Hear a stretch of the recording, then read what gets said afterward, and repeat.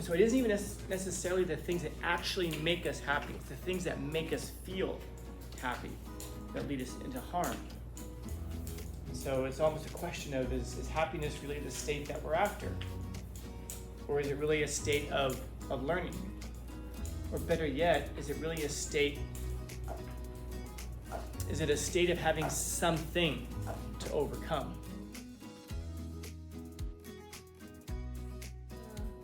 Not to sound like a 5-year-old, but why? Why are we like that?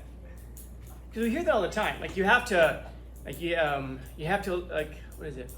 It's better to lose than to win, because that way you can learn lessons. And then we all kind of nod like, yeah, it's important to lose. Bullshit, dude. Let me ask you, would you rather win everything in your whole life and never learn anything?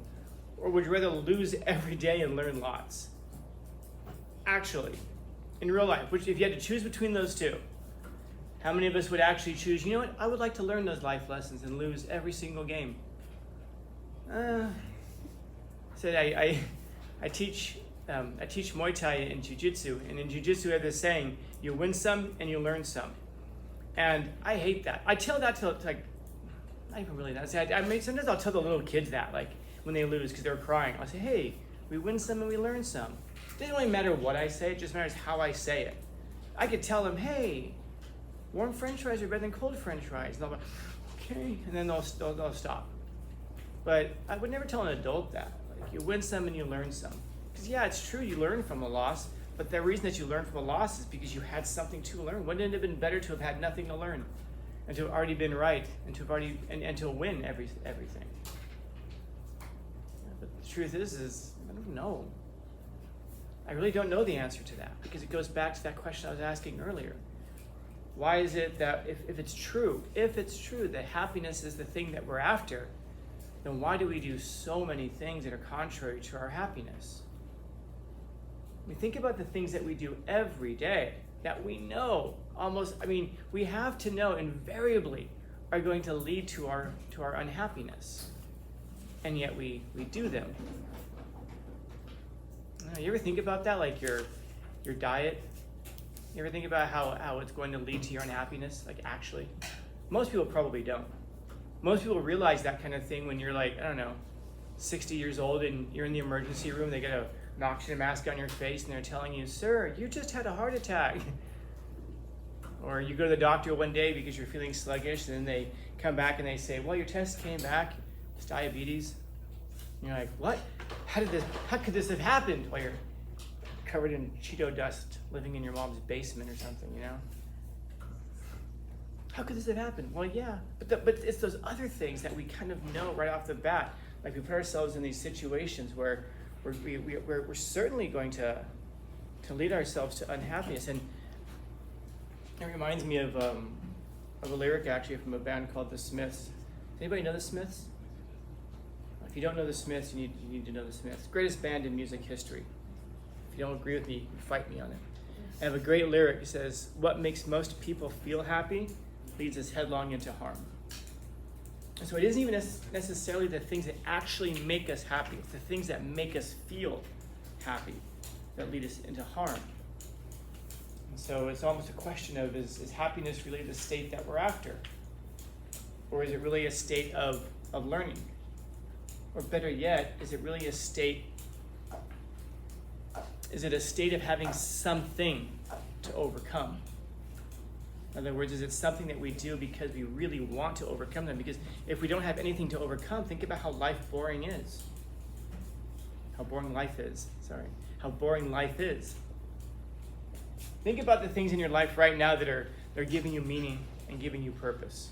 The things that are driving you every day. Like if you're showing up to school every day, I guess there's a hell of a question like, why are you here? That really is a hell of a question. You might say something like, because my mom makes me, my parents make me. I don't know, man. Like I don't have to do anything except for stay white and die. I think everything else is probably a choice after that. So I guess the question is, what is it about that pressure from your parents that get you here every day? And if they can pressure you to get here every day, I wonder why they can't pressure us enough to actually excel and do the best that we possibly can while we're here. And if there's something that drives us to get onto a sports field, what is it then that would stop us from pushing ourselves? If I push ourselves to be there, why not push ourselves to maximize the time that we're there? I mean, we're already there. If any of you guys play an instrument, you play a guitar or something, why not practice the heck out of it and be really, really good at it? You've already decided to get the calluses on your fingers. You've already decided to put the time into it. I guess whatever it is, like it's well, all of those things I'm describing are problems and challenges to overcome. Our parents are driving us to be in school. Well, that's a problem. So what is it? Well, then therefore it's a problem to overcome. But it's the very thing that causes us to grow. And so causing us to grow suggests, as I was saying earlier, that it kind of alerts us that we have some place to go. Let me try to be clear about that. Imagine if you're 19 years old and I don't know, you invent something and you all of a sudden you're worth $1 billion at 19 years old. Now you might think all my problems are solved. Your problems are probably just beginning. One of which is going to be, now what? Now what? Because there's almost nowhere to go from there. Like, where do you go from there? 2 billion? Like, what could you get with 2 billion that you couldn't get with 1 billion? What could you do with 3 billion that you couldn't do with 1 billion? And I'm not saying you shouldn't pursue $1 billion. If that's what your thing is, then maybe you should. All I'm asking is, now what? Because that's a question that we're constantly asking ourselves in life. Now what? Now what? Now what? In a couple of years, you guys will be graduating. Some of you maybe have family members who graduated recently. And what's the question they probably got sick and tired of hearing? So, what you going to do after high school? Now what? Now what are you going to do? But that's that constant question that we're asking ourselves. Now what? Now what? Now what? You find yourself in a relationship with somebody. It doesn't have to be romantic. It could be a friendship as well. But the question now becomes, now what? Are we going to continue being friends? Are we going to do this? Are we going to do that? It's always this now what, which suggests, by the way, that you don't have everything that you presently need.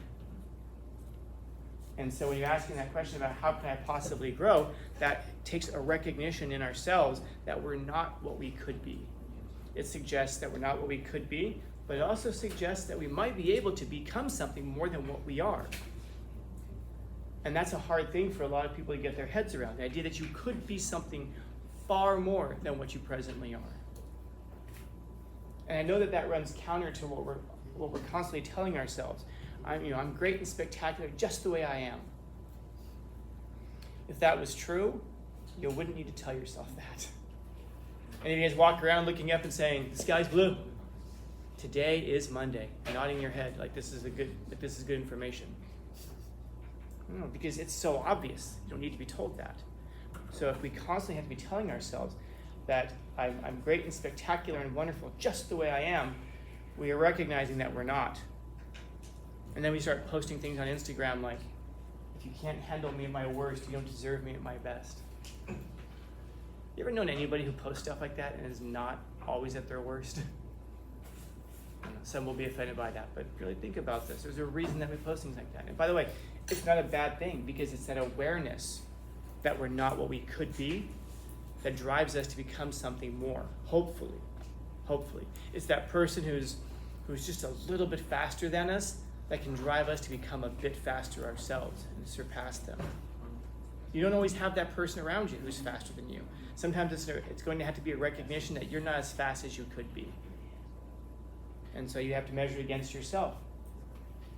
So none of us will ever be all of what we could be, but hopefully we can get closer to what we could be.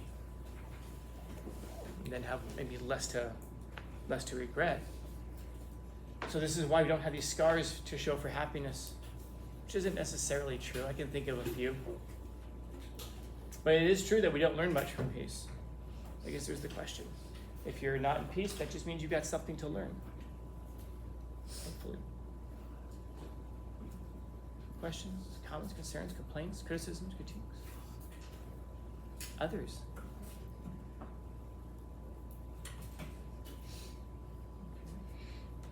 Happy Monday.